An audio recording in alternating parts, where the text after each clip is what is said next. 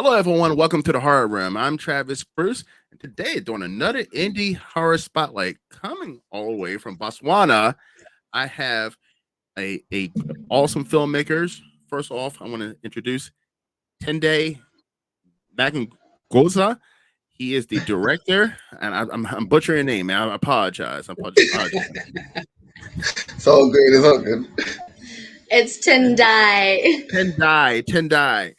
Okay, Yes. and then I also have his lovely wife, who's a producer as well as a supporting actress, Sally, with us. And they have an amazing series that's called Kgwanyape. Was that close? No. Okay. Kgwanyape. Kgwanyape. Yes. Kgwanyape. Sounds perfect. Kgwanyape. Yeah. Kgwanyape. Guys, welcome to the Horror Room. Thank you very Thank much. Thank you you. for having Thank us. you. Pleasure having you on. But tell us a little bit about Kgwanyape. Um, if he would allow me to, Kgwanyape actually came from um an idea that came from we were up to no good. Let me put it that way. Okay. And we were up to no good in a very clean way, and he decided it's literally a folklore story. So in Botswana, you know how in Africa you always think that there are um scary things, and there are tokoloshis, and there are so basically pixies and witches and whatnots that Yes. the Western world would think of. But for us, it's botokoloshi, badimo, scary things. So Kwanyape actually comes from that. So in essence, Kwanyape is first and foremost two things. It's either the whirlwind, as you see a whirlwind come, and us as Africans or Botswana, when you see a whirlwind, you know, okay, somebody or one of our ancestors is really, really upset, and they're going to end up whirlwinding into your own home, into your own plot, into your own compound. It's either the whirlwind or it is the water. So either somebody in your family, your children will decide, oh, we're going to go swimming at the river, at the lake for the Hmm. Western world, or at the ocean for the Western world. For us, is whatever water, a body of water. Your kids will go there and just decide, oh, it's so hot, we just want to go jump into the pool or jump into the water. And then Kwanyape takes your offspring. So it's basically just a case of Kwanyape is following your family. Kwanyape is looking after your family. Kwanyape is taking care of its offspring. So whether it's the whirlwind or the water, it's Kwanyape. So that's basically where we were looking at Kwanyape from. Okay. And that's an interesting lore to bring into a series. Now, so you're actually making this a series now. How many episodes are we going to expect? Right now, we've only got 6 episodes. We just wanted to introduce the idea to the world first, get it out there, let people sort of understand where the story is going first. But we've got plans for a lot coming, and we want to just take it as far as we can. It's amazing. And one thing that I love since I've been doing this channel. So I'm a world traveler. I've visited all across the world. I've been throughout East and West Africa, even South Africa, and been to pretty much every continent. And one thing I love, I have been interviewing a lot of filmmakers all across the world, all in different continents, and like it's amazing that how much horror is having a impact throughout the whole entire world, and now filmmakers all throughout the world are now expressing their own type of horrors. Now, and now, I mean, you're the first interview that I'm having from the continent of Africa who are making a horror series. Absolutely amazing. Now, is that something? Have you two have always been horror fans? No, not really. I wouldn't even call it 100% horror. It's more of a drama that has a few horror bits here and there. Quite a few people have actually said to us, "Hey, it's actually very scary." So, Mhm. in that sense, maybe it is horror for some people. So, we're not. She's a horror freak. I don't know why she loves horror, and then she's scared at the same time to watch, but she loves horror. So maybe that energy came into me, and then we created the story as well. So, I, yeah, I guess so. To be fair, it's actually not even a horror movie. It's not even a horror series. It's like I say, it's folklore. So if you Folklore. want to look at it as a scary thing, then you can, but it's really not a horror, to be honest. No, but I mean, a lot of folklore. I mean, I hear from even here in the West, a lot of I would say a lot of scary primal fears come from old time folklores, Yeah, and and I see a lot of filmmakers using folklores. I'm not saying necessarily horror, but it's folklores yeah, to say almost like it's almost a little bit like religion. If you don't do XYZ, this might happen. If you yeah. do That's like ABC, the this basis of might African happen. storytelling. Yeah. Oh, Yes. but to be honest though, with Kgwanyape, if you go and play in the river where you were told not to go and play in the river, Then you yeah, will die. that's yeah, Yes. Like, And that's the this has part of happened here. and that's the aspect of horror because horror, if you watch most horror, it's if you do XYZ, you will live. If you don't do that, you're more likely going to die.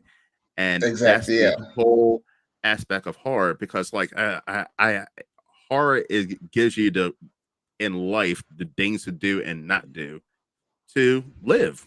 So so yeah, yeah. With this story, yes, the concept of it is a very scary background. Considering that for hundreds of years we've been telling the stories of no that little dragon in the whirlwind will take you and stuff. So in a sense, yes, a lot of people have been experiencing it as horror. But the way I was trying to bring it out was no, the stories have a back to it. There's more you need to know about the actual creatures behind what you thought is scary. Because I bring it in as a no, the actual Kwanyepe are taking care of the lands, are taking care of the people. And that's a different aspect. So I guess it's observer relative from how you see the story. So some yeah, people will see it as okay, maybe it's a hero type of thing. Other people will see it as a horror, as you say. or it could be a mixture of both. It could actually be a mixture of both. Yes, exactly. Yeah. Now, real quick, Sally. So I have a question for you.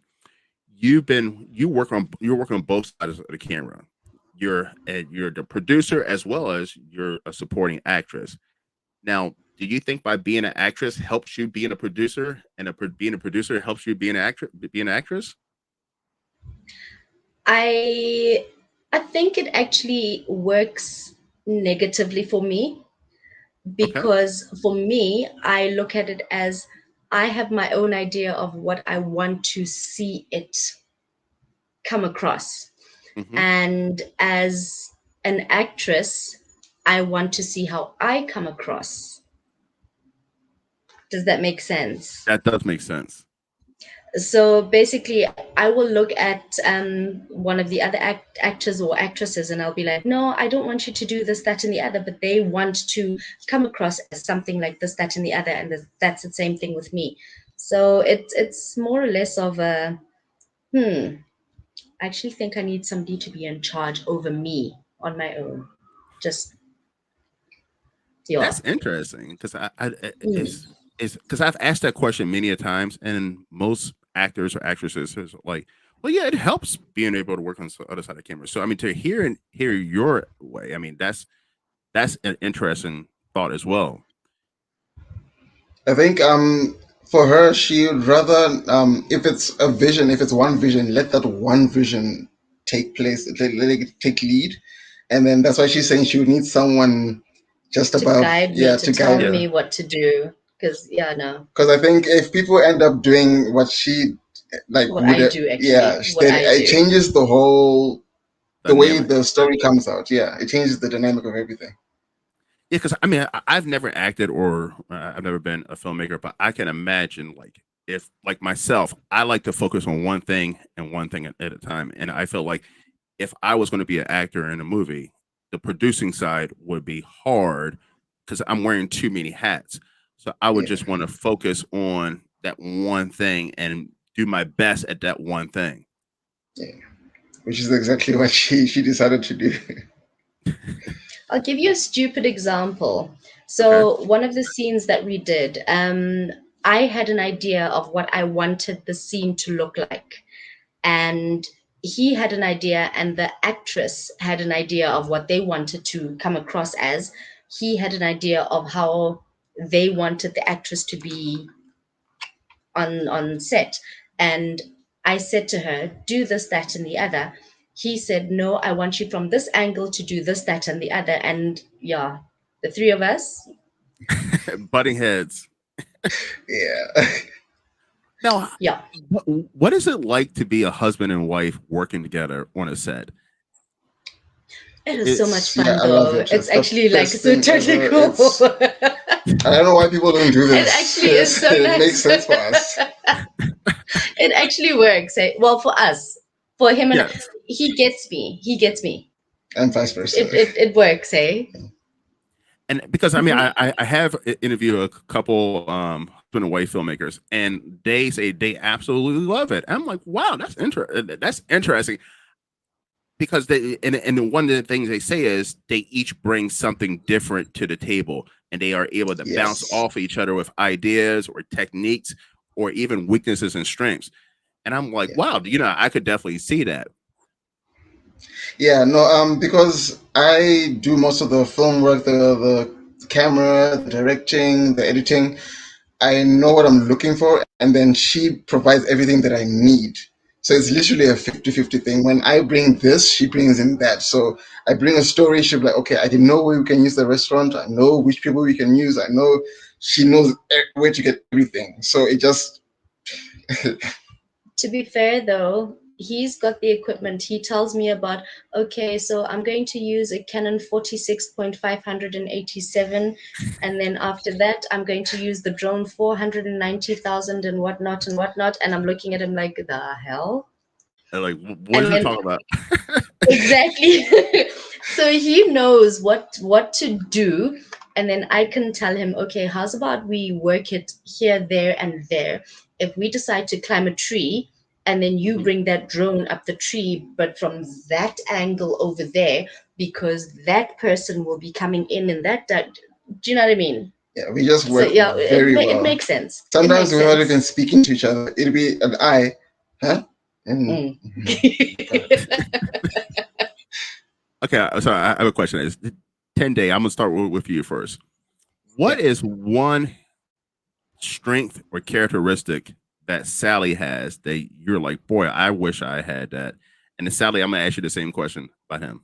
she's resourceful. There's no one on the planet who's more resourceful than this woman. Most resourceful person. She can get anything from anyone whenever, and whatever needs to be done will be done without fail.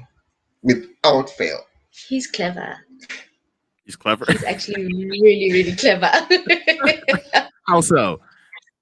he's he will literally say to me, hang on a second, how's about we work it in this way? He's the brains. He's actually the brains. He's clever. Okay. Yeah. See, So he I don't see, know. literally that's I don't know he'll how. come, he'll come to me and say, hang on, babe, how's about we do okay, we're going to climb this tree, and then this tree will materialize. Okay, you're in America, right? yes. Right. He Yes. will start the shoot in Los Angeles. Okay. Okay. We're going to shoot this in Los Angeles, but I want this particular tree to be in New Orleans from here. And then after that, we're going to fly this very same tree to Botswana.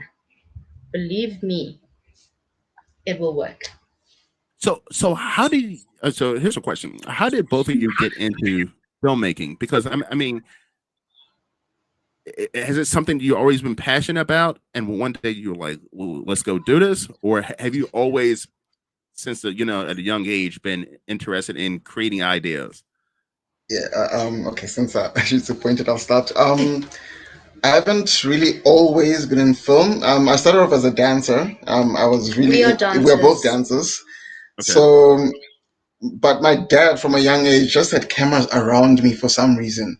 He just had video cameras here and there, and I always wondered why. But eventually, I just started grabbing those cameras and just try doing my own things. And eventually, it led to me filming our own dance routines, our cruise dance routines, and then I just fell into, okay, let's try and make a story, and it just went from there, I guess. Yeah, but I'd already found her acting. She was already in the scene.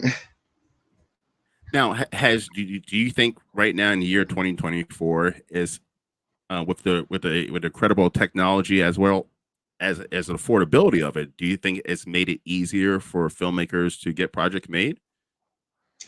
Definitely, it's much easier than it used to be. First of all, considering just tape was a problem, converting tape to things, but now it's even people are using their phones to make films, and that's basically what it takes. Use whatever you have and make the best of what you have. That's basically what we've been doing. If you could see the equipment that we have, you wouldn't believe that's what we actually made the series with. Wow. Mm. Now, how long did it take for you to create the first 6 episodes? Oh Lord. From script writing, the script started sometime. When was it? It took us at least about 8 months to get the script writing all the way up to episode or 2 episodes done. Let me Okay. put it that way. Yeah. And then from there, it wasn't a thing of looking for actors and actresses. I had to look at the people in my crew, for example, my dance crew. That's the people I used for most of the series, and I because I know how they work and how they behave and all of that. I Most of them are not actors or actresses, by the way. So they were brought into this for the first time, but I knew how well they could do this already in my head. So I was Except your like, brother. except my brother, yeah. But it was easy for me to direct them because I had already been directing them in dance. And when it came to film, it was actually much easier to direct them in filming than it was in dancing. Not all of us though. Maybe one or Interesting. two. Now, okay. Now, filming a series is, I'm assuming, is different than filming an actual full length feature movie Yeah, because very different. you have to break it down into episodes. Now, I mean, am I right? It's a little harder to do like episodes compared to like a full length Yeah, feature because definitely, definitely. For a series, it's definitely much harder to shoot for episodes. I mean you got to have like a beginning and end or a good end point to for each episode so it can Yeah. carry over. In our case, I don't know how everyone else does it. The more professional people, I don't know how they do it, but in our case, when I wrote the first the rough drafts of the script, it was easy to write them down, thinking this is what I was going to do. But when it came to actually filming and then editing, I had to change a lot of things around what I thought was initially going to happen, which actually ended up working better for us because some of the scenes were shot. Okay, you'll find in one episode I shot maybe something last year, and then another one I shot last week in the same episode, and it's You can for tell. people, for some people they can tell, but I had to try and hey, Make it work. I had to try and make it work best in for what we were doing and for how I needed it to turn out in the end. And it didn't turn out exactly the way I had initially imagined it. It turned out a little different at the end of it, but it turned out even way better than I imagined. Now, how many episodes are you planning in seasons? Well, So let's say how many episodes were we planning for this season? yeah, so the first season has got 6 episodes. The next season, season two, technically we've planned for 7 episodes, but I'd like to take it to 10. Wow. Okay. Yeah. All right. So writing the script for that is a little tricky in the sense of, okay, yeah, I know what I did, so I know what could come up next. So yeah, that's why it Yeah. was now a little tricky. Yeah. Because I mean, all right. So if you're doing a series, do you already have like, let's say if you're planning on doing it for 5 seasons, do you already have the ultimate ending in head, or are you working season by season to that ultimate ending? None of the people know this, but yes, there is a final thing in my head. I don't know what season that'll be. I don't know what episode, but she look at me funny because she has no idea. But yes, there is a final. Am I still alive? Yes, he's still alive. He's still alive. Yeah, there is a lot planned. So in my head, I've got the entire series, maybe up to maybe Do I seven have both my seasons. limbs? Yes, you have both your limbs. Yes. But yeah, it's just a matter of putting it down on paper There's an arms and and legs. uh, okay. So the ending. Don't give it away though. I'm not gonna give it away totally, but the ending sort of has a fourth dimension breakthrough. Oh, okay. I like breaking through walls, so I'd like to break the fourth dimension, to break the walls. Like I want to bring in the audience. I need them to be immersed into everything. Mhm. Where like some of the characters will be able to break through dimensions, and hopefully that will lead to something else that I'm thinking of way back in my head. But I can't say too much right now. But yes, there'll be a lot of fourth dimension breaking. Now, I have a question. Are you scared? Because I hear a lot of series makers, they always had this ending in mind, but their series, it's a hit. People want to see more of it, and then they alter their original ending, their original, footprint on how they want to end their series, because people wanted to see more of it, and now they completely change it, and now whatever ending you have is not as good. Yeah. Yeah, I never want to change it. I think it's stuck, so I probably will not change how it's going to end because of the reason that when people want something for too long and you drag it, you over drag it, it loses the plot, it loses everything that people are actually excited about, rather than changing everything in total. So that's why when I say breaking the fourth wall, it to it'll be a whole different show. Let me just say something else for people if they want to see something, or if it to be a prequel maybe or something. But the show itself will end when it's supposed to end, and it won't drag on after that. That's good, because I mean that's one thing I hate about Watcher is when a show becomes long in the tooth. You know what I mean? It Yeah, overstays its welcome, yeah. and that's always the worst. Yeah, All no, right. like just like us, we like enjoying something. If it's done, it's done. And as much Yeah. as we want to know more, no, if it was great enough, let it end there. All right. So how can everyone find you and your work? Okay, so you can find the series itself on the Dano Network. It's based in Los Angeles. So just go online, look for DanoTVAds.com, and just search for Kgwanyape. You'll find it in the trends. It's trending right now on Dano Network. And if you want to follow anything else from us, look on Facebook for Classic CJ Productions.